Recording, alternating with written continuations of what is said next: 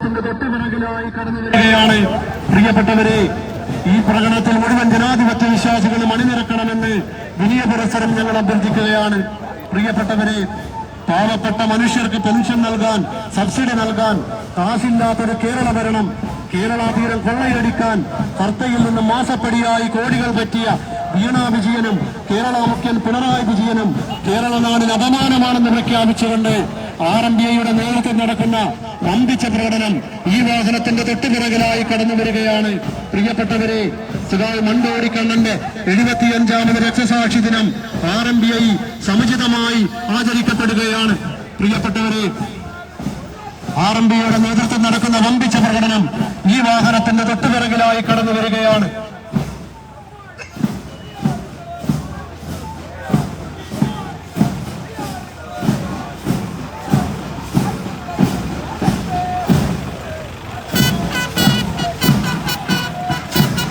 പ്രിയപ്പെട്ടവരെ, ഒഞ്ചിയത്തിന്റെ രക്തസാക്ഷിത്വം സഖാവ് മണ്ടോടി കണ്ണന്റെ 75ാമത് രക്തസാക്ഷി ദിനം RMBI സമുചിതമായി ആചരിക്കുകയാണ്.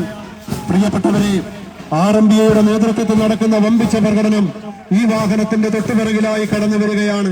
പ്രിയപ്പെട്ടവരെ, പാവപ്പെട്ട മനുഷ്യർക്ക് പെൻഷൻ നൽകാൻ, സബ്സിഡി നൽകാൻ കാശില്ലാത്തൊരു കേരള ഭരണം, കേരള തീരം കൊള്ളയടിക്കാൻ കർത്തയിൽ നിന്ന് മാസപ്പടിയായി കോടികൾ പറ്റിയ വീണാ വിജയനും കേരള മുഖ്യൻ പിണറായി വിജയനും കേരള നാടിന് അപമാനമാണെന്ന് പ്രഖ്യാപിച്ചുകൊണ്ട് RMBIയുടെ നേതൃത്വത്തിൽ നടക്കുന്ന വമ്പിച്ച പ്രകടനം ഈ വാഹനത്തിന്റെ തൊട്ടുപിറകിലായി കടന്നു വരികയാണ്.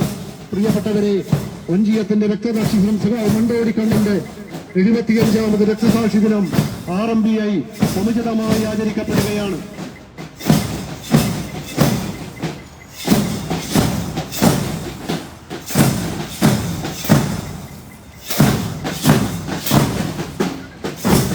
പ്രിയപ്പെട്ടവരെ, സഖാവ് മണ്ടോടി കണ്ണന്റെ 75ാമത് രക്തസാക്ഷി ദിനം RMBIയുടെ നേതൃത്വത്തിൽ സമുചിതമായി നടത്തപ്പെടുകയാണ്. RMBIയുടെ നേതൃത്വത്തിൽ നടക്കുന്ന വമ്പിച്ച പ്രകടനം ഈ വാഹനത്തിന്റെ തൊട്ടുപിറകിലായി കടന്നു വരികയാണ്. പ്രിയപ്പെട്ടവരെ,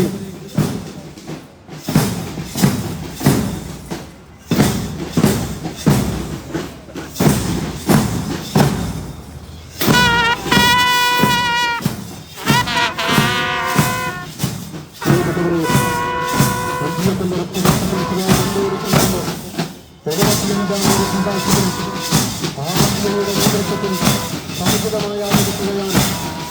RMBIയുടെ നേതൃത്വത്തിൽ നടക്കുന്ന ഈ വാഹനത്തിന്റെ തൊട്ടുപിറകിലായി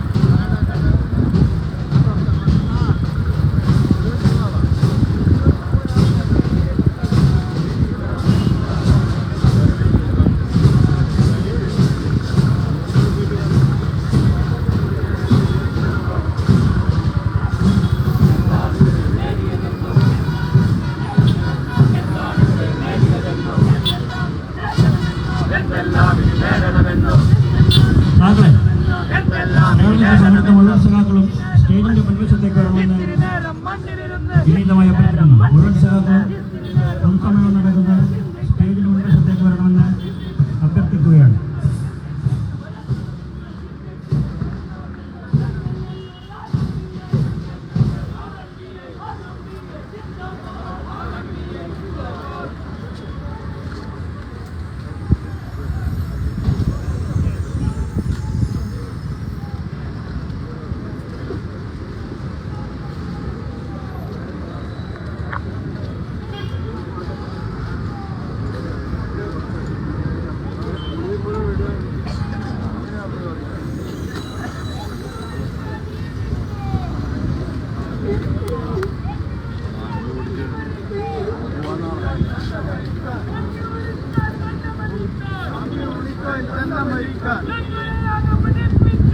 ഞങ്ങളെയാകെ പഠിപ്പിച്ച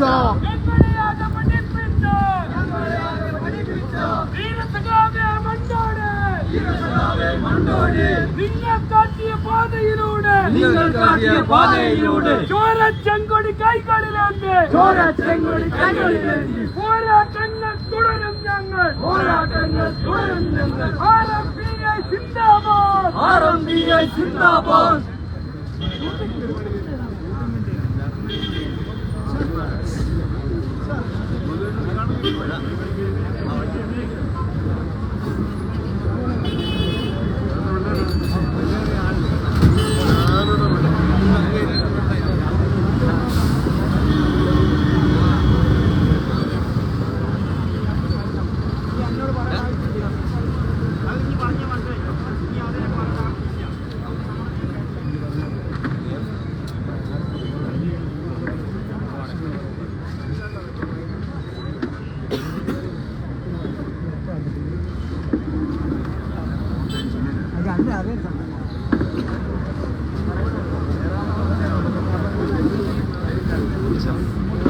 ഇതിനു വേണ്ടി മാത്രം ഇറക്കിയത് നീരജ് എങ്ങനെ കൂടുന്നു?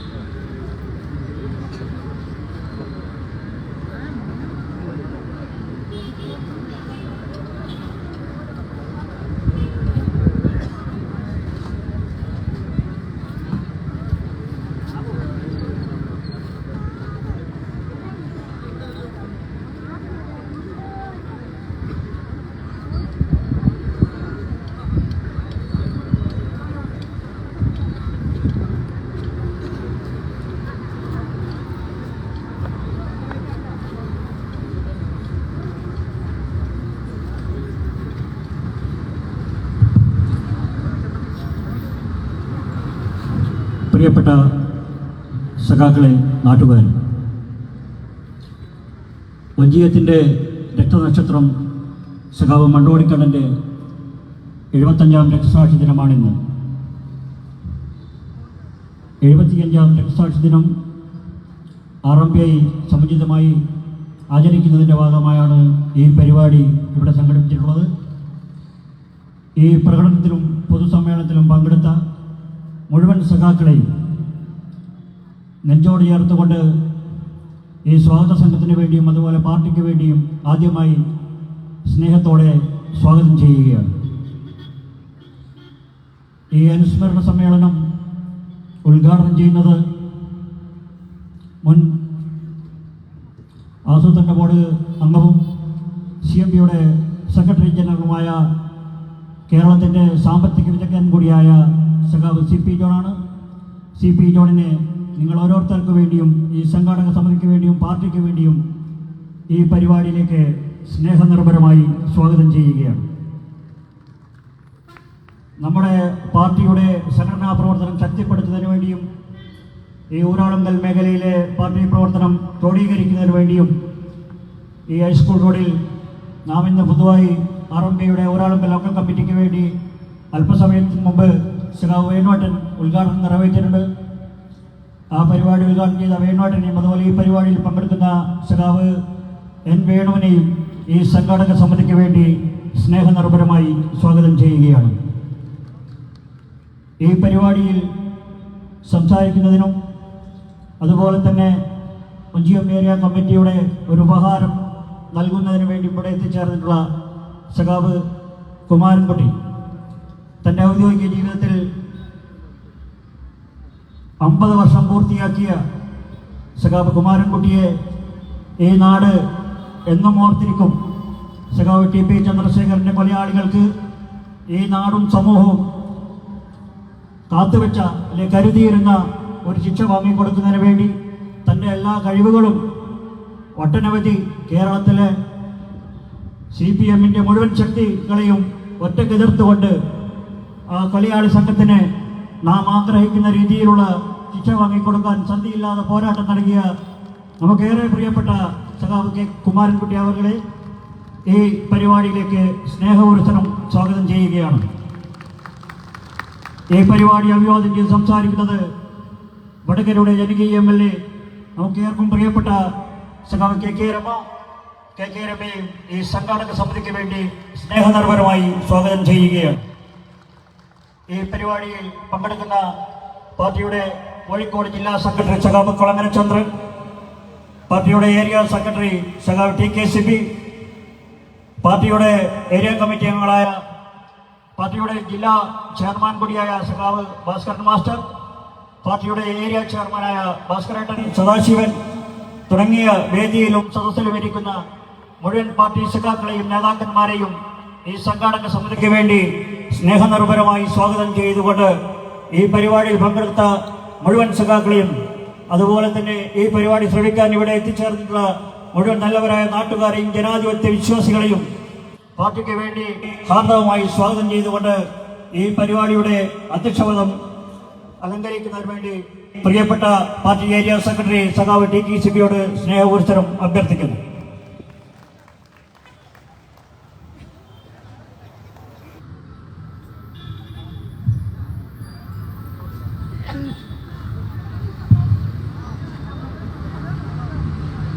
പ്രിയപ്പെട്ട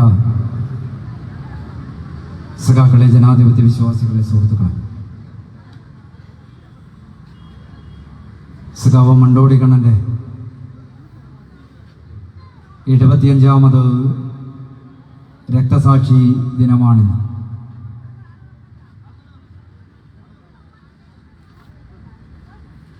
നമ്മുടെ ഈ ഒഞ്ചിയത്ത്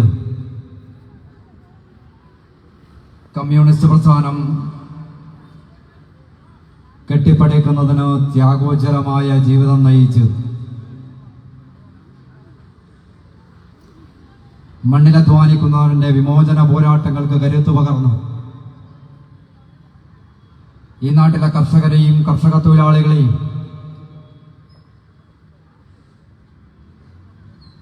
നട്ടല്ല നിവർത്തി ജീവിക്കാൻ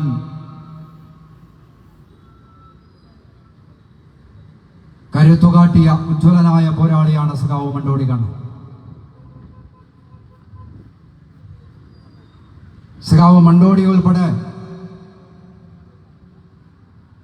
തന്റെ ജീവിതം കൊണ്ട് പടുത്തുയർത്തിയ കമ്മ്യൂണിസ്റ്റ് പ്രസ്ഥാനം ഈ കേരളത്തിൽ അധികാരത്തിൽ നിൽക്കുമ്പോൾ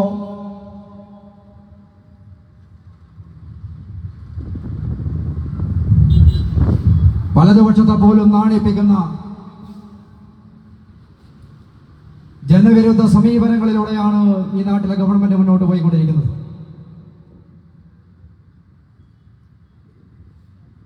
ഭരണകൂടത്തിന്റെ വേട്ടയാടുകൾക്ക് മുന്നിൽ നെഞ്ചുറപ്പോടെ പട നയിച്ച് വടകര സബ് ജയിലിന്റെ ഭിത്തിയിൽ തന്റെ ഹൃദയരക്തം കൊണ്ട് അരിവാൾ ചുറ്റി കവരാച്ചു ഉജ്ജ്വലമായ പോരാട്ടത്തിന് നേതൃത്വം കൊടുത്ത സഖാവ് മണ്ടോടി ഉൾപ്പെടെ ജീവിതം കൊണ്ട് പടുത്തുയർത്തിയ മഹാപ്രസ്ഥാനം ഇന്നീ നാടിന്റെ അധികാരത്തിൽ നിൽക്കുമ്പോ ഈ കേരളത്തിലെ ജനങ്ങളെ ചൂഷണം ചെയ്യാനുള്ള, കേരളത്തിലെ ജനങ്ങളെ വേട്ടയാടാനുള്ള, ഈ നാട്ടിലെ ജനങ്ങൾക്ക് മേൽ ഫാസിസ്റ്റ് കടന്നാക്രമണങ്ങൾ നടത്താനുള്ള സംവിധാനവും സാഹചര്യവുമായി ഈ നാടിന്റെ ഭരണ സംവിധാനങ്ങളെയും ജനാധിപത്യ സംവിധാനങ്ങളെയും എല്ലാം മാറ്റി തീർത്തുകൊണ്ടിരിക്കുന്ന ഒരു നാണംകെട്ട കാലത്താണ് സഖാവ് മണ്ടോടിയുടെ 75ാമത് രക്തസാക്ഷി ദിനാചരണം സമുചിതമായി ആചരിക്കാൻ വേണ്ടി നാം തീരുമാനിച്ചിട്ടുള്ളത്.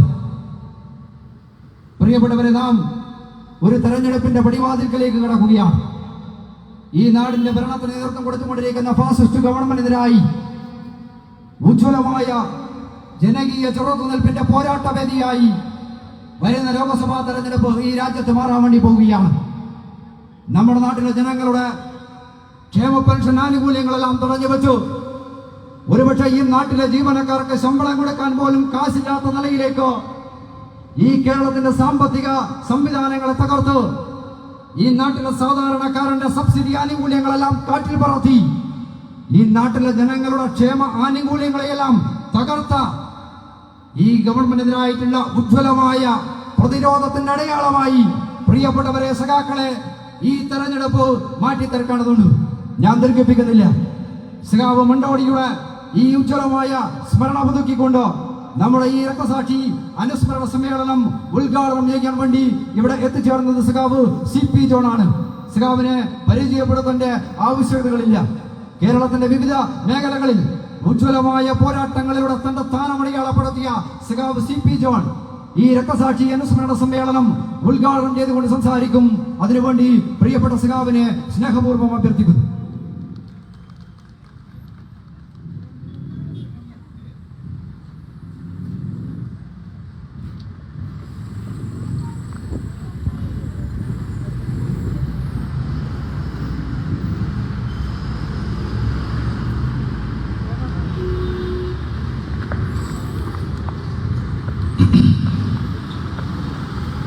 പ്രിയപ്പെട്ട അധ്യക്ഷൻ, ഇവിടെ സന്നിധിയായിട്ടുള്ള നമ്മുടെ എല്ലാം പ്രിയങ്കരിയായ എനിക്ക് ഇളയ സഹോദരിക്ക് തുല്യയായ സഖാവ് കെ രമ, ഇന്ന് കേരള രാഷ്ട്രീയത്തിലും ഇന്ത്യയുടെ തന്നെ ജുഡീഷ്യറിയുടെയും ചരിത്രത്തിൽ നിർണായകമായ ഒരധ്യായം എഴുതി ചേർക്കുന്നതിന് നേതൃത്വപരമായ പങ്കുകൊടുത്ത എൻ്റെ 45ഓളം വർഷക്കാലത്തെ സ്നേഹിതനായ കുമാരകുട്ടി വക്കീൽ, ഇവിടെ സന്നിധരായിട്ടുള്ള RMPയുടെ നേതാക്കന്മാരെ, പ്രിയപ്പെട്ട സഖാക്കളെ, സ്നേഹിതന്മാരെ, വളരെ പ്രധാനമായ ഒരു രക്തസാക്ഷി ദിനം ഇന്ന് ഇവിടെ നമ്മൾ ആചരിക്കുകയാണ്. മണ്ടോടി കണ്ണൻ എന്ന ധീരനായ കമ്മ്യൂണിസ്റ്റുകാരൻ തൻ്റെ രക്തം കൊണ്ട് കൊലയറയായി മാറിയ ജയിലറയ്ക്കുള്ളിൽ അരിവാൾ ചുറ്റിക വരച്ച് ധീര രക്തസാക്ഷിത്വം വരിച്ച ആ ഓർമ്മയാണ് നമ്മളിവിടെ പുതുക്കുന്നത്. അദ്ദേഹത്തോടൊപ്പം 8 പേർ വെടിവെപ്പിൽ നേരത്തെ കൊല്ലപ്പെട്ടിരുന്നു. അവരുടെ പേര് ഞാൻ വായിക്കാൻ ആഗ്രഹിക്കുകയാണ്. Alavakkal Krishnan, K M Sankaran, P P Gopalan, V K Raghutty, C K Chathu, Menon Kanaran, Kuravil Kanaran, Parollathil Kanaran എന്നിവർ വെടിവെപ്പിൽ മരിച്ചു. സഖാവ് മണ്ടോടി കണ്ണനോടൊപ്പം മർദ്ദനമേറ്റ് മരിച്ച മറ്റൊരു സഖാവാണ് കൊല്ലാച്ചേരി കുമാരൻ. അങ്ങനെ 10 പേരാണ് 1948 ഇവിടെ ഒഞ്ചിയത്ത് കൊല്ലപ്പെട്ടത്. ഞാൻ കേരള രാഷ്ട്രീയത്തെക്കുറിച്ചും ഇന്നത്തെ ഇടതുപക്ഷത്തെക്കുറിച്ചുമെല്ലാം പറയുന്നതിന് മുൻപായി ആ കാലഘട്ടത്തെ, ഞാനടക്കമുള്ള ആളുകൾ ജനിക്കാത്ത ആ കാലഘട്ടത്തെ ചരിത്രത്തിലൂടെ ഇന്നത്തെ തലമുറയ്ക്ക് പറഞ്ഞു കൊടുക്കുവാൻ നമ്മൾ തയ്യാറാകേണ്ടതുണ്ട് എന്നതുകൊണ്ട് എൻ്റെ അറിവനുസരിച്ച് ചില കാര്യങ്ങളൂടെ പറയാൻ ഞാൻ ആഗ്രഹിക്കുന്നു. വടക്കേ മലബാറിലെ കമ്മ്യൂണിസ്റ്റ് പ്രസ്ഥാനം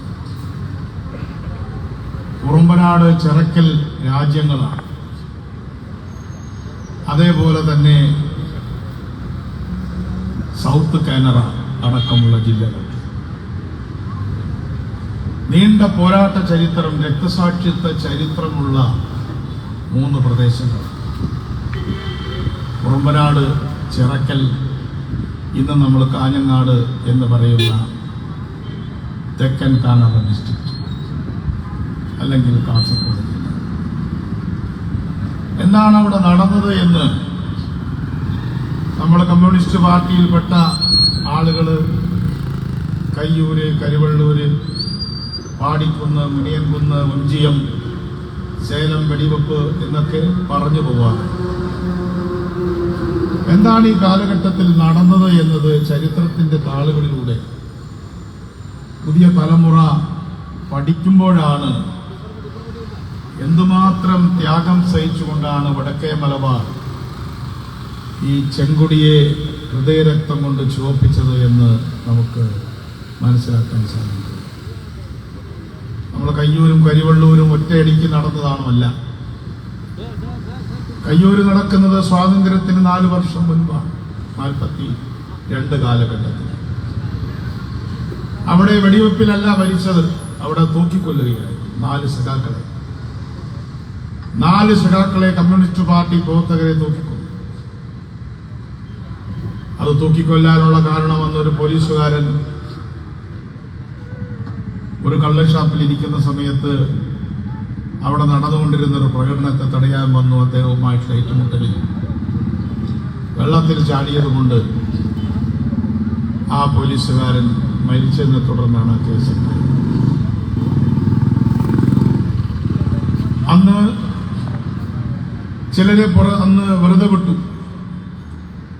ബി വി എന്നറിയപ്പെടുന്ന ആ സഖാവിനെ വെറുതെ വിടുന്ന കോടതി വിധി കുമാരൻകുട്ടി വക്കീൽ വായിച്ചിട്ടുണ്ടോ എന്ന് എനിക്കറിയില്ല. അദ്ദേഹം വായിച്ചു കാണും നമ്മളെക്കാളും ആ കാര്യങ്ങൾ അറിയുന്നു.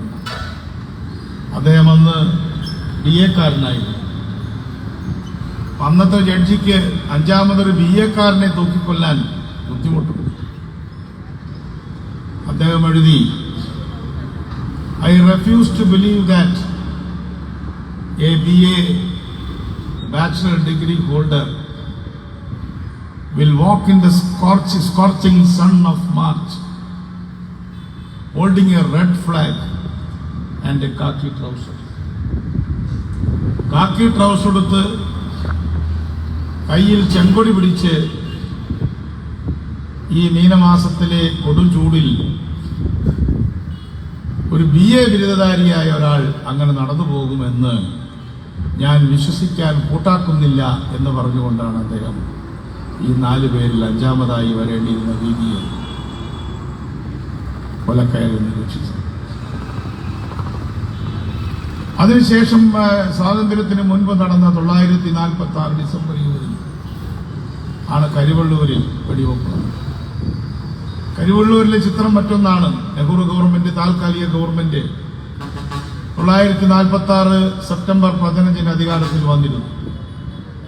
സ്വാതന്ത്ര്യത്തിന്റെ കൈമാറ്റം ഏതാണ്ട് നിശ്ചയമായിരുന്ന ഇന്ത്യ ഗവൺമെന്റിന്റെ കീഴിലാണ് അന്ന് മലബാർ ഉണ്ടായിരുന്നത്. തിരുവിതാംകൂർ അങ്ങനെ ആയിരുന്നില്ല. നാം വേർതിരിച്ച് മനസ്സിലാക്കേണ്ട കാര്യമാണ്. തിരുവിതാംകൂർ സ്വതന്ത്ര തിരുവിതാംകൂർ ആകുമോ എന്ന സംശയമുള്ള സമയത്താണ് പുന്നപ്ര വയലാർ ഒക്ടോബർ മാസത്തിൽ നടക്കുന്നത്.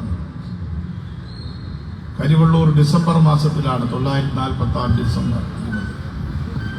അന്ന് 2 പേരാണ് കൊല്ലപ്പെട്ടത്. മൂന്നാമത്തെ ഒരാൾ A.V. കുഞ്ഞമ്പുവാണ്. അദ്ദേഹം മരിച്ചുവെന്ന് പോലീസുകാർ കരുതിയത് കൊണ്ട് അവിടെ ഇട്ടിട്ട് പോയതാണ്. അത് കഴിഞ്ഞ് 1947 സ്വാതന്ത്ര്യം കിട്ടി. 48 കൽക്കട്ട തേസിസ് പ്രഖ്യാപിക്കപ്പെട്ടു. അത് സാഹസികമായ ഒരു നടപടിയായിരുന്നുവെന്ന് ഒടുവിൽ സ്റ്റാലിന് പോലും പറയേണ്ടി വന്നു എന്നത് നിങ്ങളിൽ പലർക്കും അറിയുന്നുണ്ടായിരുന്നു. 1948 നെഹ്റു ഗവൺമെന്റ് അതൊരു സ്വതന്ത്ര ഗവൺമെന്റ് അല്ല. അത് കോമൺവെൽത്തിൽ രാജ്ഞിയുടെ കീഴിലുള്ള ഒരു ഗവൺമെന്റാണ്, അല്ലെങ്കിൽ അന്നത്തെ രാജാവിന്റെ കീഴിലുള്ള ഗവൺമെന്റാണ്. അതുകൊണ്ട് ഇത് യഥാർത്ഥ സ്വാതന്ത്ര്യമല്ല. അതുകൊണ്ട് ബ്രിട്ടന്റെ കീഴിൽ തന്നെയാണ് ഇപ്പോഴും നാം ഉള്ളത് എന്ന് കമ്മ്യൂണിസ്റ്റ് പാർട്ടി തെറ്റായി വിലയിരുത്തിയെന്നാണ് പിന്നീട് കമ്മ്യൂണിസ്റ്റ് പാർട്ടി തന്നെ പറഞ്ഞു. കൽക്കട്ട തേസീസ് എന്നത് ഗണദീപെ 48 ഏപ്രിൽ മാസം നടന്ന കമ്മ്യൂണിസ്റ്റ് പാർട്ടി ഓഫ് ഇന്ത്യ CPIയുടെ 2ാം പാർട്ടി കോൺഗ്രസിൽ അവതരിപ്പിച്ച രാഷ്ട്രീയ രേഖ. അവിടെ നിന്നും ഡയറക്റ്റ് ആക്ഷൻ നടത്തിക്കൊണ്ട് ഇന്ത്യയിലെമ്പാടും തൊഴിലാളി വർഗത്തോട് ഉണർന്നെണീക്കാൻ അദ്ദേഹം പറഞ്ഞപ്പോൾ തന്റെ കയ്യിൽ എന്തുമാത്രം ആയുധങ്ങളുണ്ടെന്നോ എന്തുമാത്രം പോരാളികളുണ്ടെന്നോ ആ പോരാട്ടത്തിന് കൊടുക്കേണ്ട വില എന്തായിരുന്നുവെന്നോ ഇടതുവയോ അന്നത്തെ കമ്മ്യൂണിസ്റ്റ് പാർട്ടിയോ ധരിച്ചിരുന്നില്ല. ആ കാലഘട്ടത്തിലാണ് മണ്ടോടിക്കണ്ണടക്കമുള്ള ആളുകൾ പോരാട്ടത്തിന് ഇറങ്ങിയത് എന്ന കാര്യം നാം മനസ്സിലാക്കേണ്ടതായിട്ടുണ്ട്. ഏപ്രിൽ തീസി അല്ലെങ്കിൽ കൽക്കട്ട തീസീസിന്റെ തൊട്ടു മുൻപാണ്. അത്തരത്തിലുള്ള നിരവധി പോരാട്ടങ്ങൾ കണ്ടുകൊണ്ടാണ് അന്ന് ഭരണദിവ പറഞ്ഞിട്ടുണ്ടാവുക, നമുക്ക് സമയമായി. വളരെ ഖേദകരമായ ഒരു തിരിച്ചടിയാണ് കമ്മ്യൂണിസ്റ്റ് പാർട്ടിക്കുണ്ടായത്. പക്ഷേ ആ 2 കൊല്ലക്കാലം 48 ഒഞ്ചിയം മുതൽ 50 സേലം വെടിവെപ്പ് പോലെയുള്ള 2 വർഷക്കാലം എത്ര പേർ മരിച്ചുവെന്ന് ഇന്നത്തെ തലമുറയിൽപ്പെട്ട എല്ലാ കമ്മ്യൂണിസ്റ്റ് പാർട്ടി പല കമ്മ്യൂണിസ്റ്റ് പാർട്ടികളുണ്ട്. കമ്മ്യൂണിസ്റ്റ് പാർട്ടിയിലുള്ള ആളുകൾ മനസ്സിലാക്കും. 4 പേരെ തൂക്കിക്കൊന്നു, 2 പേർ, ഇവിടെ 10 പേർ മരിച്ചു. 1950 സേലത്ത് വെടിവെപ്പുണ്ടായി, 22 പേർ മരിച്ചു. അതിൽ 19 പേരും മലബാറിൽ നിന്നുള്ളവരായിരുന്നു, കണ്ണൂർ ജില്ലയിൽ നിന്നുള്ളവരായിരുന്നു. സഖാവ് C. കണ്ണനെ പോലുള്ള ആളുകൾ, കുഞ്ഞമ്പുവിനെ പോലെ കാന്തലോട്ട് കുഞ്ഞമ്പുവിനെ പോലുള്ള ആളുകൾ തലനാരിഴയ്ക്കാണ് ആ സേലം ജയിൽ വെടിവെപ്പിൽ നിന്നും രക്ഷപ്പെട്ടത്. അതുപോലെ തന്നെ മറ്റൊരു ഒഞ്ചിയമായിരുന്നു പാടിക്കുന്ന്, പയ്യന്നൂരിനടുത്ത് പാടിച്ചാലെന്നുള്ള പോലീസ് കയറി വെടിവെച്ച് 6 പേരാണ് മരിച്ചത്. ആ ക്യാമ്പ് ആക്രമിക്കുകയായി. അതിനേക്കാളും എല്ലാം വേദനാജനകമായ സംഭവം നടന്നു മുനയംകുന്നിൽ 3 ജാമ്യ തടവുകാരെ ഒരു ചതിയിലൂടെ അവരെ ജാമ്യത്തിലിറക്കി കൊണ്ടുപോവുകയാണ് എന്ന മട്ടിൽ കൊണ്ടുപോയി. ഇന്ന് നമുക്ക് പരിചിതമായൊരു വാക്കാണ് ഏറ്റുമുട്ടൽ കൊലപാതകം. ആ ഏറ്റുമുട്ടൽ കൊലപാതകവും എന്ന രീതിയിൽ 3 യുവാക്കളെ മുനിയംകുന്ന് എന്നുള്ള ഗ്രാമത്തിലെ ഒരു ചെറിയ കുന്നിന്റെ മുകളിൽ കൊണ്ടുപോയിട്ട് കഴിയുകയാണ്. അപ്പോൾ കേരളത്തിൽ തന്നെ 19, 10, 29, 31 കരിവള്ളൂരിൽ നിന്ന് മാറ്റി നിർത്തിയാൽ തന്നെ 29, 6, 35, 3, 38 പേരാണ് 47 ശേഷം കുറുമ്പനാട്, ചിറക്കൽ താലൂക്കുകളിലായിട്ട്, പയ്യന്നൂർ വരെയുള്ള പ്രദേശങ്ങളിലായിട്ട്, അല്ലെങ്കിൽ കരുവള്ളൂർ വരെയുള്ള പ്രദേശങ്ങളിലായിട്ട് കൊല്ലപ്പെട്ടു. അതിന് പുറമെയാണ് കയ്യൂരിലും കരുവള്ളൂരിലും കൊല്ലപ്പെട്ട 6 ആളുകൾ. ഡസൻ കണക്കിന് ആളുകൾ വടക്കേ മലബാറിൽ കൊല്ലപ്പെട്ടു. അത് സ്വാതന്ത്ര്യത്തിന് മുൻപും സ്വാതന്ത്ര്യത്തിന് പിൻപും കൊല്ലപ്പെട്ടു. വാസ്തവത്തിൽ സ്വാതന്ത്ര്യത്തിന് മുൻപ് കൊല്ലപ്പെട്ടവരെക്കാൾ കൂടുതൽ ആളുകൾ സ്വാതന്ത്ര്യത്തിന് ശേഷം നടന്ന പോരാട്ടത്തിലാണ് കൊല്ലപ്പെട്ടത്. പക്ഷെ അവരെല്ലാം ഉയർത്തിപ്പിടിച്ച മുദ്രാവാക്യം വടക്കേ മലബാറിൽ ജന്മിത്വത്തിനെതിരായ മുദ്രാവാക്യമാണ്. സ്വാതന്ത്ര്യത്തിന് മുമ്പ് ബ്രിട്ടീഷ് ഇന്ത്യയുടെ ഒത്താശയോടുകൂടി ജന്മിമാർ നടത്തിയ ജന്മിത്വമായിരുന്നുവെങ്കിൽ സ്വാതന്ത്ര്യം ലഭിച്ചതിന് ശേഷവും സാമ്പത്തിക സ്വാതന്ത്ര്യം ഗ്രാമങ്ങൾക്ക് ലഭിക്കാതെ അംബേദ്കർ ഭയപ്പെട്ടതുപോലെ ഇന്ത്യയുടെ ഗ്രാമങ്ങളിൽ ജന്മി മേധാവികൾ ബ്രിട്ടീഷുകാരന്റെ സ്ഥാനം ഏറ്റെടുക്കുകയാണ് ചെയ്തത്. ഇവിടുത്തെ ജന്മിമാരും മേധാവികളും ബ്രിട്ടീഷുകാരുടെ കാവൽക്കാരും നടത്തിപ്പുകാരുമായെങ്കിൽ സ്വാതന്ത്ര്യത്തിന് ശേഷവും ജന്മിത്വം അവസാനിക്കാത്തതിന്റെ ഫലമായി ഇന്ത്യയിൽ ഇന്ത്യൻ നാഷണൽ കോൺഗ്രസിന്റെയും നെഹ്റു വളരെ പുരോഗമനവാദിയായിരുന്നു. പക്ഷേ ആ നെഹ്റുവിന്റെ ഭരണം ഡൽഹിയിൽ നടക്കുമ്പോഴും വഞ്ചിയത്തായാലും മലബാറിലായാലും തിരുവിതാംകൂറിലായാലും ഇവിടത്തെ ജന്മിത്വം അവസാനിക്കാത്തതിന്റെ ഫലമായി അന്നത്തെ communist party of India CPI വലിയ പോരാട്ടങ്ങൾ നടത്തുകയുണ്ടായി. ആ പോരാട്ടത്തിന്റെ ഉൽപ്പന്നമാണ് ഇന്ന് ഇന്ത്യയിലെ കമ്മ്യൂണിസ്റ്റ് പാർട്ടി. ആ പോരാട്ടം കഴിഞ്ഞ് 48 അബദ്ധങ്ങൾ രാഷ്ട്രീയമായി ചെയ്തെങ്കിലും ആത്മാർത്ഥത മാത്രം കൈമുതലായ സഖാക്കൾ സേലത്തും പാടിക്കുന്നിലും വഞ്ചിയത്തും മുനിയംകുന്നിലുമെല്ലാം മരിച്ചു വീണു. അങ്ങനെ മരിച്ചു വീണ ആ സഖാക്കൾ അവർക്ക് ആത്മവിശ്വാസമുണ്ടായി. അങ്ങനെ മരിച്ചു വീണ ഈ വടക്കേ മലബാറിൽ മരിച്ചു വീണ 40ഓളം സഖാക്കളിൽ ആ രക്തസാക്ഷികളിൽ തന്നെ രക്തനക്ഷത്രമായി ഉയർന്നു നിൽക്കുന്നത് മണ്ടോടി കണ്ണൻ എന്ന പേരാണ്. ആ സഖാവിനെയാണ് നമ്മൾ ഇന്ന് ഈ സന്ധ്യാസമയത്ത് നമ്മൾ അനുസ്മരിക്കും. ഇന്ന് കമ്മ്യൂണിസ്റ്റ് പാർട്ടികൾ എവിടെ എത്തി? തന്റെ ഹൃദയരക്തം കൊണ്ട് അരിവാൾ ചുറ്റിക വരച്ച ആ പ്രസ്ഥാനം ഇന്ന് ലോകത്ത് എവിടെ നിൽക്കുന്നു, ഇന്ത്യയിൽ എവിടെ നിൽക്കുന്നുവെന്ന്, കേരളത്തിൽ എവിടെ നിൽക്കുന്നു എന്നതാണ് സമകാലീന രാഷ്ട്രീയ വർത്തമാനം എന്നത് എന്നെപ്പോലെ നിങ്ങൾക്കും നല്ലതുപോലെ അറിയാം. സ്വന്തം രക്തം കൊണ്ട് വളർത്തിയെടുത്ത ആ പ്രസ്ഥാനത്തിൽ പിളർപ്പുകളുണ്ടായി. CPM-ഉം CPI-യുമായിട്ട് പിളർന്നു.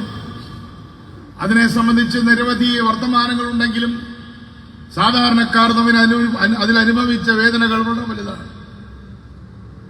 കാന്തലോട്ട് കുഞ്ഞമ്പു തന്നെ എന്നോട് പലപ്പോഴും പറഞ്ഞിട്ടുണ്ട്, എടാ നിന്റെ പാർട്ടി എന്ന് പറഞ്ഞാൽ CPM, നിന്റെ പാർട്ടി എന്ത് ക്രൂരതയാണ് ആ CPI-ക്കാരോട് ചെയ്തത്. അന്ന് CPI വളരെ കുറച്ചേ ഉണ്ടായിരുന്നുള്ളൂ. മലബാർ വളരെ ചെറിയ പാർട്ടിയായിരുന്നു CPI. യഥാർത്ഥ പാർട്ടി CPI ആണ്. ഇപ്പൊ CPI-ക്കാർ കുറച്ച് പേരുണ്ട്, അവരും CPI-യെ വിളിക്കുന്നത് EMS അവർക്കിട്ട അവിഭക്ത കമ്മ്യൂണിസ്റ്റ് പാർട്ടി എന്ന പേരാണ്. അങ്ങനൊരു പാർട്ടിയൊന്നുമില്ല. CPI എന്ന് പറയാതിരിക്കാൻ വേണ്ടിയാണ് EMS നല്ലൊരു സംസ്കൃത വാക്ക് കണ്ടുപിടിച്ച് അവിഭക്ത കമ്മ്യൂണിസ്റ്റ് പാർട്ടി എന്ന് പറഞ്ഞു. ഇപ്പൊ അവരും അത് തന്നെ പറഞ്ഞു നടക്കും. ഇന്നത്തെ CPI എന്ന് പറയുന്നത് CPM-ന്റെ ഒരു ബഹുജന സംഘടനയാണ്.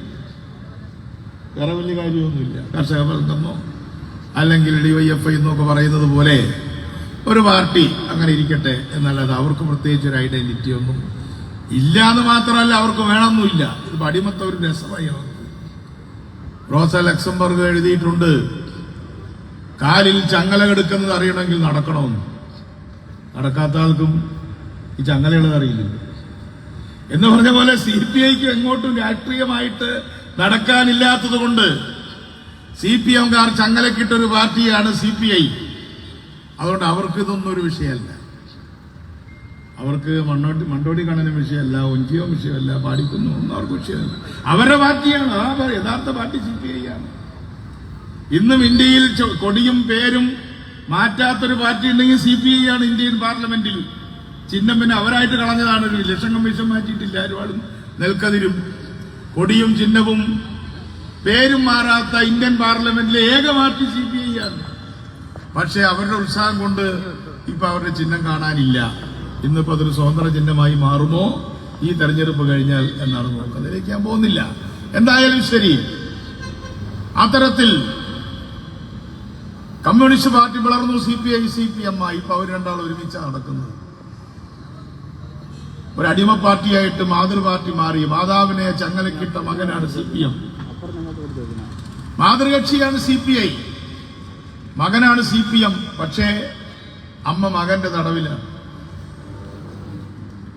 അത് കഴിഞ്ഞു വീണ്ടും നക്സലൈറ്റ് ഗ്രൂപ്പുകൾ അവര് വളരെയധികം ശക്തമായിട്ട് മുന്നോട്ട് വന്നു. കേരളത്തെക്കാളുപരി ബംഗാളിൽ, ആന്ധ്രാപ്രദേശിൽ വളരെ ശക്തമായി ആന്ധ്രയിലെ കമ്മ്യൂണിസ്റ്റ് പാർട്ടി എങ്ങനെയാണോ CPM-ഉം CPI-യുമായി പിളർന്ന അതുപോലെ ഗൗരവത്തോടു കൂടി അവിടെ പിളർന്നു. വാറങ്കൽ എന്ന് പറയുന്ന പ്രദേശങ്ങളിൽ, തെലങ്കാനയുടെ പല ഭാഗങ്ങളിലെല്ലാം എത്രയോ പ്രദേശങ്ങൾ നക്സലൈറ്റുകാരുടെ കയ്യിലായി. ഒരു കാലത്ത് CPI-യുടെ രാജേശ്വര റാവുവും അതേപോലെ തന്നെ സുന്ദരയും 3000-ലധികം ഗ്രാമങ്ങൾ മോചിപ്പിച്ചിരുന്നു. അവരാണ് ടാക്സ് ലഭിച്ചത്. അത് മതിയെന്ന് പറഞ്ഞത് സ്റ്റാലിനാണ്. അന്ന് സ്റ്റാലിനെ കണ്ട വാസവ പന്നയുമായി എന്റെ തലമുറയിൽപ്പെട്ട SFI നേതാക്കൾക്ക് വളരെ ബന്ധമുണ്ടായിരുന്നു, നേതൃത്വത്തിൽ ഉള്ളവർക്ക്. അദ്ദേഹം സ്റ്റാലിൻ പറഞ്ഞ കാര്യങ്ങൾ ഞങ്ങളോട് പറയും രസകരമായി.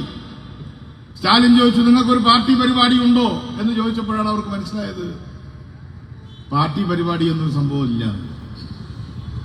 അങ്ങനെ സ്റ്റാലിനാണ് ഒരു പാർട്ടി പരിപാടി എഴുതാൻ പറഞ്ഞത്. അങ്ങനെയാണ് 51-ലെ നയപ്രഖ്യാപനം ഉണ്ടായത്. പിന്നീടാണ് പാർലമെന്ററി രംഗത്ത് മത്സരിക്കാൻ സ്റ്റാലിന്റെ നിർദ്ദേശപ്രകാരം ഇന്ത്യയിലെ കമ്മ്യൂണിസ്റ്റ് പാർട്ടി തയ്യാറായത്. പക്ഷേ CPI പിളർന്നപ്പോൾ ആന്ധ്രാപ്രദേശിലെ പാർട്ടിയിൽ CPM-ഉം ഗൗരവമായിട്ട് പിളർന്നു. സിലിഗുരിയും ഡാർജിലിംഗും അടങ്ങുന്ന പ്രദേശങ്ങളിൽ നക്സൽബാരി എന്ന ഗ്രാമത്തിൽ നിന്ന് തുടങ്ങിയ പ്രസ്ഥാനം ഇന്ത്യയിലെമ്പാടും വ്യാപിച്ചു. പിന്നീട് 10-30 വർഷക്കാലം കഴിഞ്ഞപ്പോഴേക്കും പല പല പിളർപ്പുകളിലൂടെ പോയെങ്കിലും ആരും കടന്നു ചെന്നിട്ടില്ലാത്ത ഛത്തീസ്ഗഡ്, അതേപോലെ തന്നെ മധ്യപ്രദേശ്, ജാർഖണ്ഡ് തുടങ്ങിയിട്ടുള്ള പഴയകാല കമ്മ്യൂണിസ്റ്റ് പാർട്ടികൾക്ക് വേരില്ലാതിരുന്ന ആദിവാസി മേഖലകളിൽ CPI-ML-ന്റെ നിരവധി പ്രവർത്തകരുണ്ടായി. ഇപ്പോഴും മാവോയിസ്റ്റുകളുണ്ട്. പക്ഷെ ഇന്ന് അവർക്ക് പഴയ ശക്തിയില്ല. 54ഓളം ജില്ലകൾ 10-14 വർഷക്കാലം മുമ്പ് അവരാണ് നിയന്ത്രിച്ചിരുന്നത്. പക്ഷേ നിയന്ത്രിച്ചിട്ട് ജനങ്ങൾക്ക് പ്രയോജനം ഉണ്ടായില്ല, അവർക്ക് പ്രയോജനം ഉണ്ടായില്ല. അവർ തെറ്റായ ഒരു പാതയിൽ കൂടെ പാർലമെന്ററി ജനാധിപത്യത്തിന്റെ സാധ്യതകൾ തെല്ലോളം ഉണ്ടെങ്കിൽ അത് ഉപയോഗിക്കണമെന്ന് പറഞ്ഞ സ്റ്റാലിൻ മുതൽ വരെയുള്ള വിപ്ലവകാരികളെ ധിക്കരിച്ചുകൊണ്ട് അവരൊരു പാർലമെന്ററി ജനാധിപത്യം നിലനിൽക്കുന്ന രാജ്യത്തിൽ സായുധ വിപ്ലവം മാത്രമായി മുന്നോട്ട് പോയപ്പോൾ അവരുടെ പാർട്ടിക്ക് ഇന്ന് പിടിച്ചു നിൽക്കാൻ കഴിയുന്നില്ല. പിന്നെ CPM-ആണ് ഇന്ത്യയിലെ ഏറ്റവും വലിയ പാർട്ടിയായിട്ട് കേരളവും ബംഗാളും ത്രിപുരയുമെല്ലാം ഒരുമിച്ച് ഭരിച്ചു, മാറി മാറി ഭരിച്ചു. എന്താണ് ആ പാർട്ടിയുടെ ഇപ്പോഴത്തെ അവസ്ഥ? അതാണല്ലോ ഇന്നത്തെ സമകാലീന രാഷ്ട്രീയം. അവരും മണ്ടോടി കണ്ണൻ ദിനം ആചരിക്കുന്നുണ്ട്, ഒഞ്ചിയം ആചരിക്കുന്നുണ്ട്, പാടിക്കുന്നും മണിയങ്കുന്നും എല്ലാം ആചരിക്കുന്നുണ്ട്. പക്ഷെ എവിടെയാണ് അവർ നിൽക്കുന്നത്? 64-ലെ പാർട്ടി പിളർപ്പ്, 68-69 കാലത്തെ ബർദ്വാൻ പുടിനത്തിന് ശേഷമുണ്ടായ പിളർപ്പ്, അതിനുശേഷം ഞങ്ങളെപ്പോലുള്ള പാർട്ടികൾ 1980-കളിൽ ഇവിടെ മാത്രമല്ല, ഒറീസ കമ്മ്യൂണിസ്റ്റ് പാർട്ടി, അതുപോലെ തന്നെ Marxist communist party of India MCPI, രാജസ്ഥാനിലും ബീഹാറിലും എല്ലാം ഉണ്ടായ MCPI, ആന്ധ്രയിലുണ്ടായ MCPI, ഓങ്കാറിനെ പോലുള്ള ആളുകൾ ആന്ധ്രയിൽ, മോഹൻ പുനാമിയെ പോലുള്ള ആളുകൾ രാജസ്ഥാനിൽ, അവരെല്ലാം സ്റ്റേറ്റ് സെക്രട്ടറിമാരായിരുന്നു. അജയ് റാവത്തിനെ പോലുള്ള ആളുകൾ ഒറീസ അദ്ദേഹം സ്റ്റേറ്റ് സെക്രട്ടറി ആയിരുന്നു.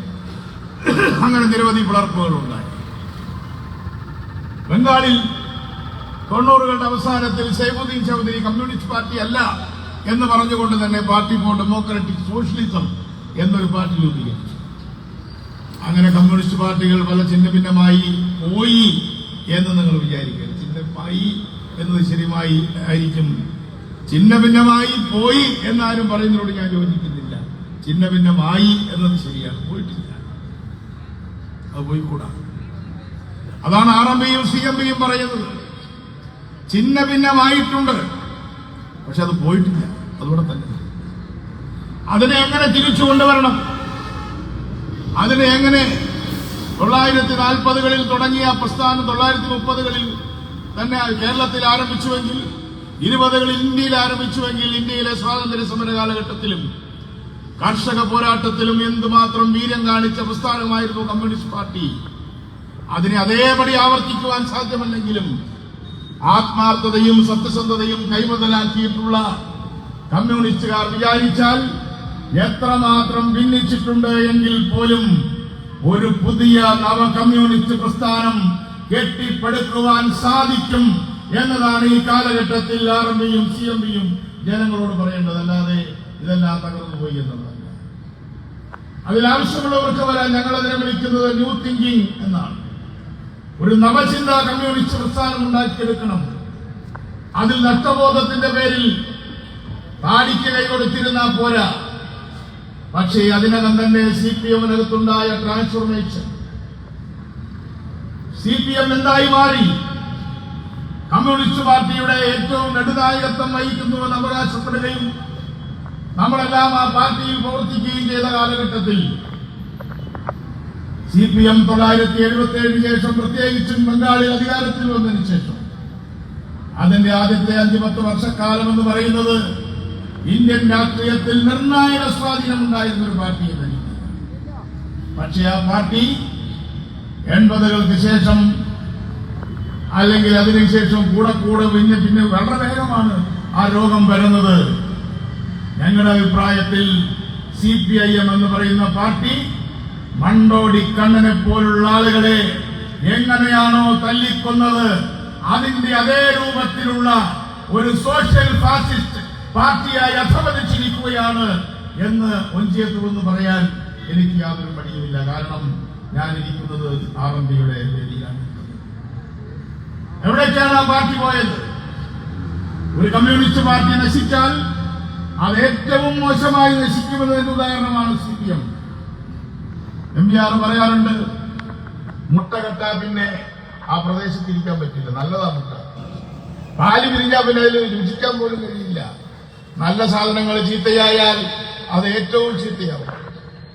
അതുകൊണ്ട് CPIM എന്ന് പറയുന്ന പാർട്ടി, ആ പാർട്ടി എവിടേക്ക് വേണമെങ്കിൽ പോട്ടെ, അതിന്റെ അണികളോട് ഞങ്ങൾ പറയുകയാണ്, നിങ്ങളുടെ പ്രസ്ഥാനത്തെ സോഷ്യൽ ഫാസിസ്റ്റ് ദുർഭൂതങ്ങൾ കീഴടക്കിയിരിക്കുകയാണ്.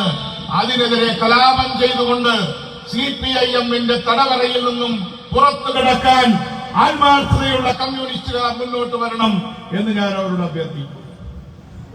നമുക്കറിയാം, 2009-8-9 കാലത്താണ് DP ചന്ദ്രശേഖരന്റെ നേതൃത്വത്തിൽ ഇവിടെ ഒരു പാർട്ടി ഉണ്ടായി.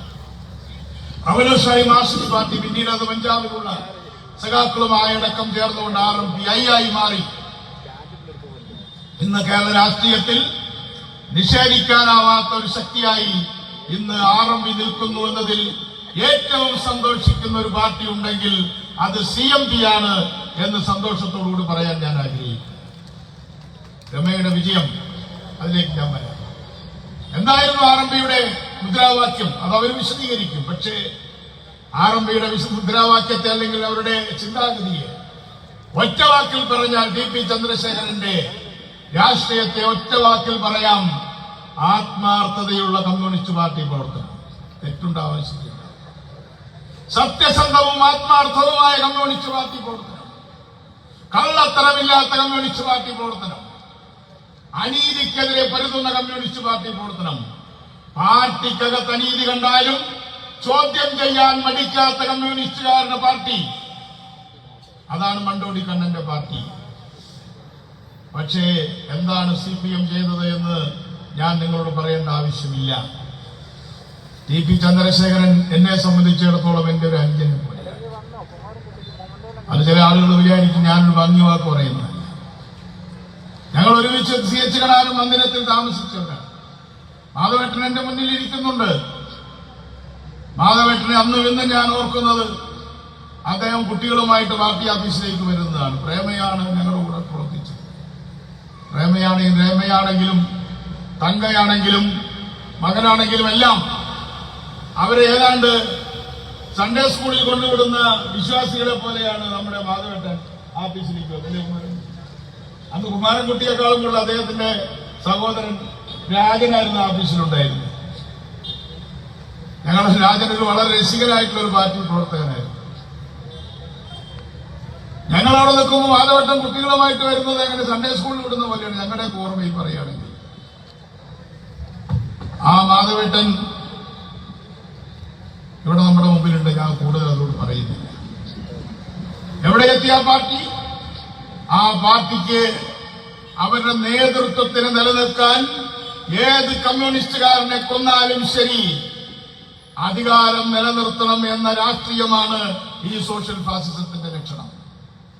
ചന്ദ്രശേഖരനെ കൊലപ്പെടുത്തും എന്ന് ഒരു പാർട്ടി തീരുമാനിച്ചിട്ടുണ്ടെങ്കിൽ നിങ്ങൾ സംശയിക്കേണ്ട. ചന്ദ്രശേഖരന്റെ കൊലപാതകത്തോടുകൂടി CPM-ന്റെ ദാർശനികമായ അസ്തിത്വം ഇന്ത്യൻ രാഷ്ട്രീയത്തിൽ, കേരള രാഷ്ട്രീയത്തിൽ റദ്ദാക്കപ്പെട്ടിരിക്കുകയാണ് എന്ന കാര്യത്തിൽ എനിക്ക് സംശയമില്ല. ആ രാത്രി ഉറങ്ങാതിരുന്ന ഒരാളാണ് ഞാൻ. രമയുടെ വിധി വന്ന സമയത്ത് അത് പറയുകയുണ്ടായി. അന്ന് മുരളി ഉണ്ടായിരുന്നു. മുരളി ഇപ്പം നമ്മുടെ കൂടെ ഇല്ല. ഷൊർണൂർ മുരളി. ഞാൻ വിമർശിക്കാറൊന്നുമില്ല. അദ്ദേഹത്തിന് എന്തോ ചെറിയ പോസ്റ്റെല്ലാം കിട്ടി. പക്ഷെ മുരളിക്ക് കേരളം കൊടുത്തിരുന്ന സ്ഥാനം അത് അദ്ദേഹത്തിന് ഒരിക്കലും ഇനി തിരിച്ചിട്ടില്ല. മുരളി എന്നെ വിളിച്ചു, ഞാൻ മുരളിയെ വിളിച്ചു. ഞങ്ങൾ രണ്ടുപേരും മാറി മാറി ചെന്നിത്തലയെയും അതേപോലെ തന്നെ ഉമ്മൻചാണ്ടിയെയും വിളിച്ചുകൊണ്ട് ഞങ്ങൾ പറഞ്ഞു ഹർത്താൽ ആചരിക്കും. രമ വളരെ തിരക്ക് പിടിച്ച നിർണായകമായ നിമിഷത്തിൽ പോലും ഏഷ്യാനെറ്റിൽ പറയുന്നത് ഞാൻ വീട്ടിലിരുന്ന് കേട്ടു. അന്ന് ഹർത്താൽ ആചരിക്കാൻ UDF തയ്യാറായി. RMP അന്ന് UDF ഇല്ല. കോൺഗ്രസ് പൊളിറ്റിക്സുമായി RMPക്ക് കൃത്യമായ അഭിപ്രായ വ്യത്യാസങ്ങളുണ്ട്. പക്ഷെ ഞാനന്ന് ഉമ്മൻചാണ്ടിയോട് പറഞ്ഞു, ഇത് വേറെ എന്തെങ്കിലും ഒരു കാര്യത്തിന് വേണ്ടിയല്ല. കേരളത്തിന്റെ മനസാക്ഷിയോട് ഞങ്ങൾ നീതി പുലർത്തിയെന്ന് കാണിക്കണമെങ്കിൽ ഇന്ന് രാത്രി 12 മണിക്ക് മുമ്പ് ഹർത്താൽ ആചരിക്കണമെന്ന് നിർബന്ധിച്ചു പറഞ്ഞ ഒരു എളിയ രാഷ്ട്രീയ പ്രവർത്തകനാണ് ഞാൻ. ഞാൻ പറഞ്ഞതുകൊണ്ട് മാത്രമാവില്ല. അന്ന് മൻമോഹൻ സിംഗുമായിട്ട് അന്ന് പിറ്റേ ദിവസം മെയ് മാസം 5-ാം തീയതി ഉമ്മൻചാണ്ടിക്ക് അപ്പോയിന്റ്മെന്റ് ഉണ്ടായിരുന്നു. അത് ക്യാൻസൽ ചെയ്യണോ ജോൺ എന്നോട് ചോദിച്ചു. എന്റെ അനുവാദത്തിന് വേണ്ടിയല്ല, എന്റെ അഭിപ്രായത്തിന് വേണ്ടിയാണ്. ഞാൻ പറഞ്ഞു മൻമോഹൻ സിംഗിന് പൊളിറ്റിക്സ് മനസ്സിലാവില്ലേ എന്ന് ഞാൻ തിരിച്ചു ചോദിച്ചു. ഉടനെ തന്നെ അദ്ദേഹം ആദ്യം കിട്ടിയ ഫ്ലൈറ്റിൽ അദ്ദേഹം കേരളത്തിലെത്തി. ഞാൻ നീട്ടി പറയുകയല്ല. ആ ദിവസം മെയ് മാസം 4-ാം തീയതി സ്വന്തം മകനെ കൊന്ന അച്ഛനായി CPM മാറി. സ്വന്തം മകനെ വെട്ടിക്കൊന്ന അച്ഛനാണ് CPM കേരള രാഷ്ട്രീയത്തിൽ. അന്ന് ആ അച്ഛന്റെ സ്ഥാനം നഷ്ടപ്പെട്ടു നിങ്ങൾക്ക്. അത് നിങ്ങൾക്ക് വീണ്ടെടുക്കാൻ കഴിയുമോ? എനിക്കറിയില്ല. വീണ്ടെടുക്കാൻ കഴിയുമെന്ന് ഞാൻ കരുതുന്നില്ല. പിന്നീട് അവിടെ നിന്ന് അങ്ങോട്ട് എന്തൊക്കെയാണ് നടന്നത് എന്ന് കുമാരൻകുട്ടി പ്രസംഗിക്കുന്നുണ്ടെങ്കിൽ അദ്ദേഹം പറയും. എന്തൊക്കെയാണ് നടന്നത്? ഏതാനും ദിവസം കഴിഞ്ഞപ്പോൾ പ്രകാശ് കാരാട്ട് കല്യാശ്ശേരിയിൽ വന്നിട്ട് പറഞ്ഞു, ഈ പാർട്ടിയിൽ ആർക്കെങ്കിലും TP ചന്ദ്രശേഖരൻ കേസുമായി ബന്ധമുണ്ടെങ്കിൽ അവരെയൊക്കെ പാർട്ടിയിൽ പുറത്താക്കും. നായനാർ സ്മാരകത്തിൽ വന്ന് പ്രസംഗിച്ചു. ഇനിയും നിങ്ങൾക്ക് തെളിവ് വേണോ? ജില്ലാ കോടതി വീക്ഷിച്ചു, ഹൈക്കോടതി വീക്ഷിച്ചു. ഞാൻ കുമാരൻകുട്ടി വക്കീലിനെ ഞാൻ വളരെ പ്രശംസിക്കാൻ പാടില്ല. ആ കേസ് കഴിഞ്ഞ സമയത്ത് CMPയുടെ പാർട്ടി കോൺഗ്രസ് നടക്കുന്ന സമയത്ത് ഞാൻ വക്കീലിനെ കണ്ട് ചോദിച്ചു, എന്താണ് സംഭവിക്കുക? അനുകൂലമായ വിധി ഉണ്ടാവുമെന്ന് മാത്രമേ തിരിച്ചുകൊണ്ട് എന്നോട് പറഞ്ഞു.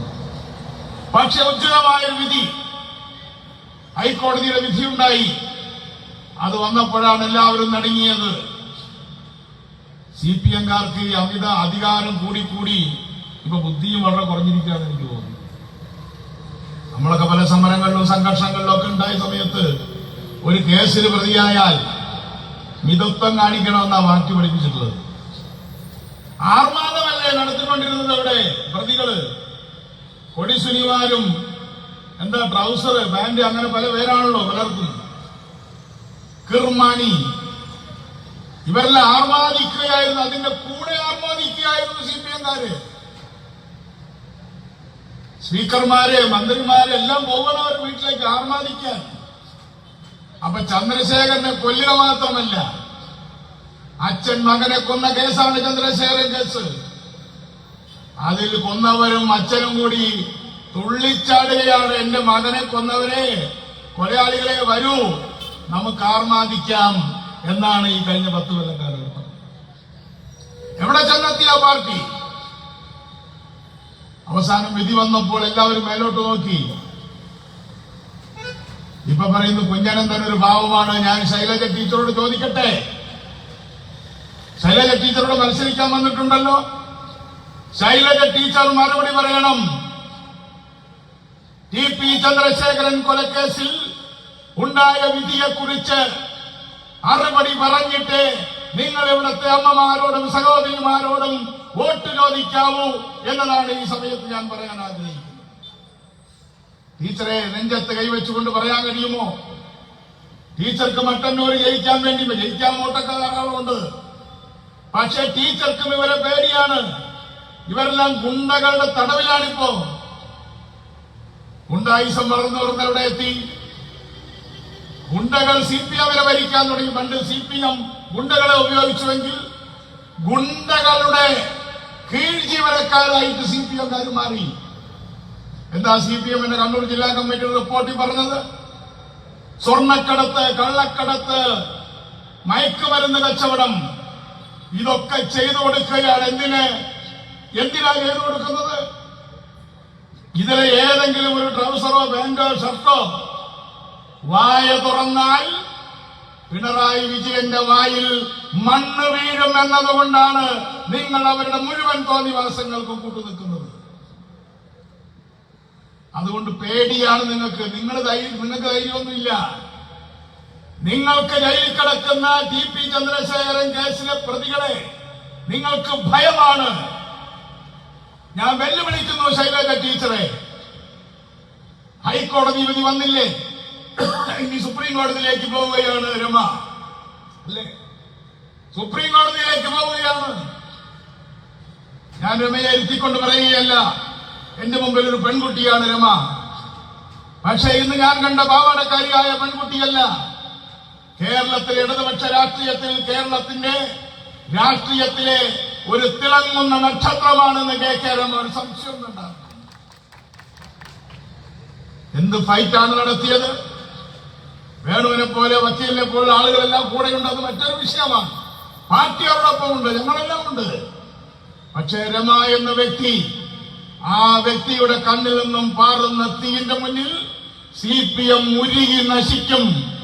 മധുരയിൽ നിന്നും ചോളരാജ്യത്തു നിന്നും ചേര രാജ്യത്തേക്ക് വന്ന കണ്ണകിയെ പോലെ ആ ചോളരാജ്യം എന്ന CPM കത്തിച്ചമ്പലാക്കാനുള്ള കരുത്ത് KK രമയുടെ കണ്ണിൽ ഇരിപ്പുണ്ട് എന്ന കാര്യം CPM മറന്നുപോകരുത്. എന്തായിരുന്നു ആ കഥ? ആ കഥ വളരെ നിസ്സാരമായിരുന്നു. അത് രാഷ്ട്രീയ കഥയാണ്. കൊടുങ്ങല്ലൂർ അമ്മയുടെ കഥ കൊടുങ്ങല്ലൂർക്ക് പോകുന്നവർക്ക് അറിഞ്ഞുകൂടാ. കണ്ണകിയുടെ ഭർത്താവിനെ കൊന്ന രാജാവിനെ ഒറ്റ നോട്ടം കൊണ്ട് ഹരിച്ചതാണ് കണ്ണകിയുടെ കഥ. അതാണ് നമ്മുടെ സാംസ്കാരിക പൈതൃകം. മോഷണ കുറ്റം ആരോപിച്ചുകൊണ്ട് രാജാവിന്റെ ചിലങ്ക മോട്ടിച്ചു, അതിന്റെ മുത്തു മോട്ടിച്ചു എന്ന് പറഞ്ഞുകൊണ്ട് തന്റെ ഭർത്താവിനെ കൊന്നപ്പോൾ ആ യഥാർത്ഥ മുത്തുള്ള ചിലങ്ക വലിച്ച് ആ പാണ്ഡവ രാജാവിന്റെ മുന്നിൽ, ചോള രാജാവിന്റെ മുന്നിലേക്ക് എറിഞ്ഞ് ചോദിക്കുകയാണത്. KR വിജയ അതിഗംഭീരമായിട്ട് അവതരിപ്പിച്ചിട്ടുണ്ട്. നിങ്ങൾ യൂട്യൂബിൽ പോയി കാണണം. രാജാവ് വിരണ്ടുപോയി. കാരണം സത്യമതാണ്. അതുകൊണ്ട് പിണറായി എന്ന് പറയുന്ന സർവശക്തനായ ആ പാണ്ഡ്യരാജ്യത്തെ രാജാവിനെ പോലെ ആ പിണറായി ഇന്നിവിടെ ഇരിക്കുന്നുണ്ടെങ്കിൽ, എന്റെ പിണറായി, എന്റെ CPM, എന്റെ സിംഹാസനങ്ങളെ ഞാൻ നിങ്ങളോട് പറയട്ടെ, ഈ രമ ചിലങ്ക വലിച്ചെറിഞ്ഞാൽ ഉരുകിപ്പോകാവുന്നതേയുള്ളൂ നിങ്ങളുടെ പാർട്ടി. അതാണ് ഇന്ത്യയിൽ നടന്നുകൊണ്ടിരിക്കുന്നത്. കേരളത്തിൽ TP ചന്ദ്രശേഖരൻ പ്രശ്നമുണ്ടായതിനേക്കാൾ വലുപ്പത്തിൽ ഇന്ത്യയിലെ CPM-നെ ബാധിച്ചു. JNU-ലെ CPM തകർന്നുപോയി. ബംഗാളിലെ വലിയ മാറ്റങ്ങൾ ഉണ്ടായി. വലിയ വലിയ ജേർണലിസ്റ്റുകൾ പുസ്തകം എഴുതി. എത്രയോ ആളുകളെ ഞാൻ എന്നെ തന്നെ ഇന്റർവ്യൂ ചെയ്തു. അവർക്ക് അത്ഭുതമാണ് എങ്ങനെ കൊല്ലാൻ കഴിയും. ഞങ്ങളും ഒരുപാട് സഹിച്ചവരാണ് CM-ക്കാൻ. ഞങ്ങൾ എത്രയോ സഖാക്കളെ കൊന്നിട്ടുണ്ട്. പക്ഷെ ഇന്ന് അതുപോലെ അന്നത് ഇതുപോലെ ഗൗരവമായിട്ട് വന്നില്ല. കണ്ണുമുട്ടി പൊട്ടിച്ചിട്ടാണ് വേണുഗോപാലൻ നായർ എന്ന് പറഞ്ഞയാളെ ഇപ്പോ നിങ്ങൾക്ക് പരിചയമുള്ള പെരിയ എന്ന് പറഞ്ഞ സ്ഥലത്ത് കൊന്നത്. ഒരു വാഴകൃഷിക്കാരൻ, ഒരു പാവ മനുഷ്യൻ. അയാളെ കൊല്ലുന്നതിന് മുമ്പ് അയാളെ ഒരു മരത്തിൽ പിടിച്ചു കെട്ടി അടിയിൽ നിന്ന് തീയിട്ടു. എന്നിട്ട് അയാളുടെ തുടയിൽ നിന്ന് ചാക്ക് തയ്ക്കുന്ന സൂചി കൊണ്ടൊരു കഷ്ണം ഇറച്ചി കുത്തിയെടുത്തിട്ട് അത് ആ തീയിലേക്കിട്ട് പറഞ്ഞ് നിന്നെ ചുട്ടു തിന്നു. പിന്നീടാവുന്നത് TP ചന്ദ്രശേഖരനെ കൊന്ന അതേ മാതൃകയിൽ 2003 ജൂൺ 29 കടക്കൽ എന്ന ഗ്രാമത്തിൽ മറ്റൊരു CMP നേതാവിനെ വെട്ടിക്കൊന്നു, പ്രവീൺ ദാസ്. ഇതേപോലെ മോട്ടോർ സൈക്കിളിൽ പോകുന്നു, ജീപ്പ് വന്നിടിക്കുന്നു. പ്രവീൺ ദാസ് ഒരു വീട്ടിലേക്ക് ഓടിക്കയറുന്നു, ആ വീട്ടിലിട്ട് വെട്ടിക്കൊല്ലുന്നു. അതേ പാറ്റേണിലാണ് ചന്ദ്രശേഖരനെ കൊന്നത്. ഞാൻ നീട്ടി പറയുകയല്ല. അത്തരത്തിൽ ഇന്ന് കമ്മ്യൂണിസ്റ്റ് പാർട്ടിയുടെ പ്രമുഖ കക്ഷി എന്ന് പറയുന്ന CPM ഒരു സോഷ്യൽ ഫാസിസ്റ്റ് പാർട്ടിയായി മാറിയത് ഞാൻ ആഹ്ലാദിക്കുന്ന കാര്യമല്ല, ഞാൻ ദുഃഖിക്കുന്നു. ഇന്ന് വീണ്ടും CPM-നെ ചന്ദ്രശേഖരൻ കേസ് തുറിച്ചു നോക്കുകയാണ്. സുപ്രീം കോടതിയിൽ പോയാൽ എല്ലാവരുടെയും വിചാരം, പലരുടെയും വിചാരം ഞാൻ നിയമം പഠിച്ച് പാസ്സായ ആളാണ്, പ്രാക്ടീസ് ചെയ്യുന്നില്ല എന്ന് മാത്രമേ ഉള്ളൂ. കുറച്ചു നാളെ പ്രാക്ടീസ് ചെയ്തുള്ളൂ. പലരുടെയും വിചാരം അപ്പീൽ പോയാൽ കേസ് ഇങ്ങനെ കുറഞ്ഞു വരും. ഈ ഹോമിയോ മരുന്നിൽ വെള്ളമൊഴിച്ച കാര്യമല്ല, ഇത് കൂടി വരുന്നില്ല. ചിലപ്പോ കൂടിയാ വരും, ചിലപ്പോ കുറയുന്ന ഉറപ്പൊന്നുമില്ല. ഇപ്പൊ കൂടിയില്ലേ? വീട്ടിലിരുന്ന ആൾക്ക് ജീവപര്യന്തം കിട്ടിയില്ലേ? 20 വർഷം ആർമാദിക്കണ്ട എന്നാണ് ജഡ്ജി പറഞ്ഞത്. പിണറായി വിജയൻ ഭരിക്കുന്നുണ്ട് എന്ന് വിചാരിച്ചിട്ട് ഞങ്ങൾ ശിക്ഷിച്ചവരെ നിങ്ങൾ ആഹ്ലാദിപ്പിക്കാനും ആർമാദിപ്പിക്കാനും ശ്രമിച്ചാൽ നിന്നെയും പിടിക്കും എന്നാണ് കോടതി പറഞ്ഞിട്ടുള്ളത്. അപ്പൊ രമ ഒരു സ്റ്റേറ്റ്മെന്റ് കൊടുത്തു. രമയുടെ ആ സ്റ്റേറ്റ്മെന്റ് ഞാൻ വാസ്തവത്തിൽ ഇന്നിവിടെ വരാമെന്ന് വേണുവിനോട് പറഞ്ഞത് ഈ വിധി വരുന്നതിന് മുമ്പാണ്.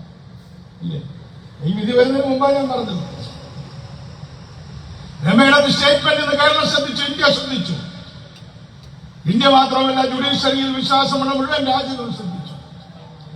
എന്റെ ഭർത്താവായ രാഷ്ട്രീയ നേതാവ് ചന്ദ്രശേഖരനെ കൊന്നവരെ കൊല്ലണം എന്നെനിക്കില്ല. അവർ ജീവിക്കട്ടെ, പക്ഷേ അവർ പുറത്തിറങ്ങാൻ പാടില്ല. അതാണ് ആ വിധിയുടെ ഏറ്റവും പ്രധാനപ്പെട്ട, രമയുടെ പ്രസ്താവനയാണ് ആ വിധിയുടെ ഏറ്റവും വലിയ ഡ്യൂട്ടി. എല്ലാവരും പറയുന്ന അവരെ കൊല്ലണം, വേണ്ട, കൊല്ലേണ്ടതില്ല. കൊല്ലപ്പെടേണ്ടത് ഫാസിസമാണ്.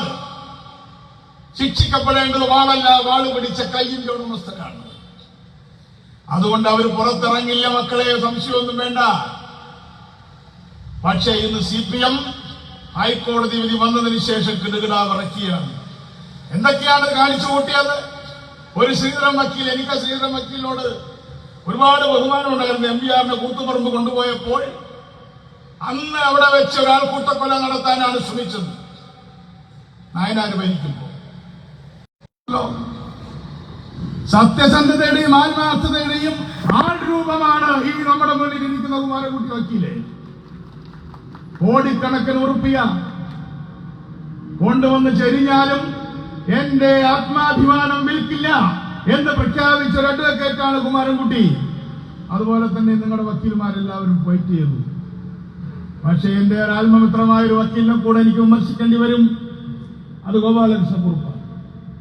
എന്താ വക്കീലിന് വിഷമമുണ്ടോ? അദ്ദേഹം അല്ലേ അന്ന് ഡിഫൻസായി പോയതല്ലേ? ആ ഡിഫൻസായി പോയ വക്കീല് ഗോപാലകൃഷ്ണക്കുറുപ്പ്, സുരേഷ് കുറുപ്പിന്റെ മൂത്ത സഹോദരൻ, നല്ലൊരു മനുഷ്യനാ. ഇപ്പാരാ ഗോപാലകൃഷ്ണക്കുറുപ്പ്?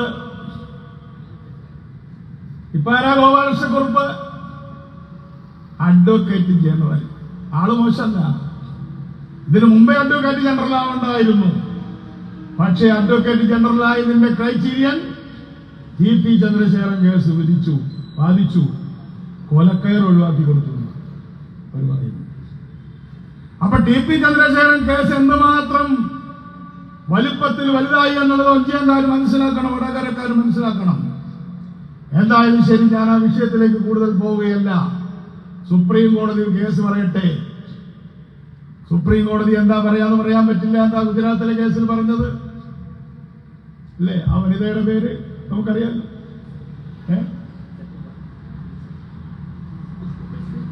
ബിൽക്കിസ് ബാനു കേസിൽ എന്താ സുപ്രീം കോടതി പറഞ്ഞത്? ഞാനന്ന് ഈ വിധി വരുന്ന സമയത്ത് ഗൾഫിലായിരുന്നു. എന്നെ പത്രക്കാരും മനോരമക്കാരും വന്ന് കണ്ടു. ഞാൻ പറഞ്ഞു, ഇത് ബിൽക്കിസ് ബാനുവായിട്ട് മാറാൻ പോവാണ്.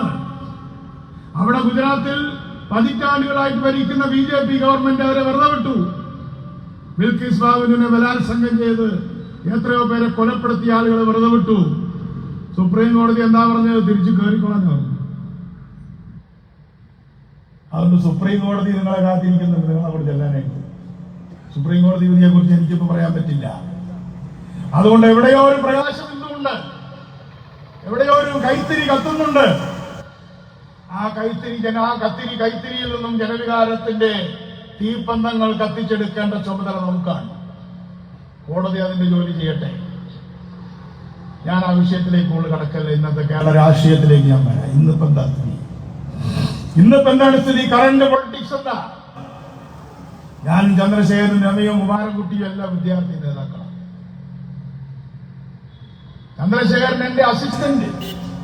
എത്രയോ സംഘർഷവേദികളിൽ മത്തായി ചാക്കോയും ഞാനും ടി.പി. ചന്ദ്രശേഖരനും KM ദാമോദരനും കുഞ്ഞിരാമനും അങ്ങനെ എത്ര ആളുകളല്ലേ വക്കീൽ, എന്തോ ഒരു ടീമായിരുന്നു.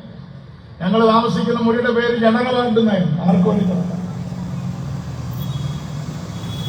ഒരു ബെഞ്ചിൽ ഒരാൾക്ക് കിടന്നുറങ്ങാൻ കഴിഞ്ഞാൽ ഞങ്ങൾ അതിനെ ഫുൾ ബെഞ്ച് എന്നാ പറയും. ഒരു ബെഞ്ചിൽ രണ്ടാൾ കിടന്നുറങ്ങിയാൽ അത് ഡിവിഷൻ ബെഞ്ചാണ്. അപ്പൊ ഇല്ല. അതെ, നിങ്ങൾ KSF അല്ലേ? നിങ്ങൾ SFI മുമ്പേ ശേഷം SFI ഉണ്ടായി. കുമാരൻകുട്ടിക്ക് നമ്മൾ വിചാരിക്കുന്ന കാര്യം വെച്ചിട്ട് പ്രായം കിട്ടും. ഞാനും റെഡിമെയ്ഡ് ഷർട്ടൊക്കെ ഇട്ടങ്ങനെ നിൽക്കുന്നു മാത്രമല്ല, എനിക്ക് നല്ല പ്രായമുണ്ട്. അതുകൊണ്ട് ഞാൻ പറഞ്ഞ് കയറുമ്പോ പിടിക്കണത്. ഞാൻ പറഞ്ഞ് കയറുമ്പോ പിടിക്കണ്ട, ഇറങ്ങുമ്പോ പിടിച്ചാൽ മതി. രാഷ്ട്രീയത്തിൽ അതാ ശ്രദ്ധിക്കുന്നത്. അപ്പൊ അതുകൊണ്ട്